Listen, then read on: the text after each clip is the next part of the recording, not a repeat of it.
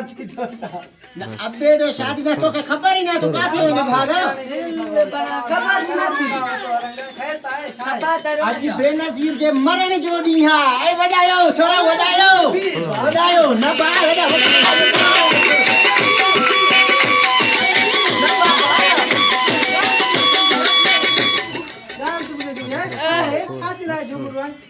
बेनजीर सज्जन आयो दुश्मन आयो असा बेनजीर जे पार्टी जायो असा सजण आयो सजण सज्जन आयो तो कलाम हलायो नचो जो छा कई तो सज्जन आयो दुश्मन आयो असा बाबाउन जी पार्टी जा सजण आयो माउन जी पार्टी में उतनो यूसी चेयरमैन आया वो तो सज्जन आ तो तू जे मथो कुरान पाक पढ़ाए तो खत्म कराए कोला वाला कराए तो खैरियत कर या तो नचो झुमरानो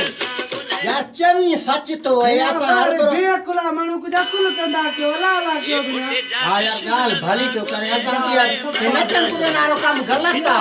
बेकुली कमा हां यार वाह वाह गाल भली कई थी पढ़ायो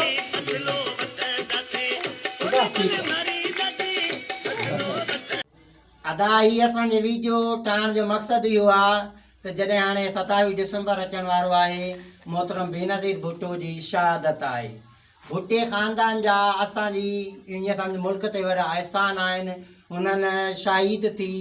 आई असा जे लाए वडो एकड़ो सबक पैदा कयो आहे मेहरबानी करे मां उन जी पार्टी वारन के या उन जे चाहींदड़न के यो गुजारिश तो कया जडे 27 दिसंबर मोहतरम बेनजीर भुट्टो जी वरसी हुजे उन डी गाना या म्यूजिक हलाए डांसू न कयो मेहरबानी करे उनके ख़त्म कुरान दुरूद पढ़ायो उन कज़ा नमाज़ूं पढ़ायो तो जी उनके सवाब मिले तव्हां उनजा सजण आयो या दुश्मन असांखे त लगे तो दुश्मन आयो जो उनके मरण जे ॾींहुं ते तव्हां डांसूं था कयो मेहरबानी करे डांसूं न पर उन ते ख़त्म कुरान शरीफ़ जा ऐं दुरूद पढ़ायो अगर ये असांजी वीडियो सही लगे तो असांजे पेज के लाइक कयो ऐं असांजी वीडियो के अॻिते शेयर कयो अल्लाह हाफ़िज़।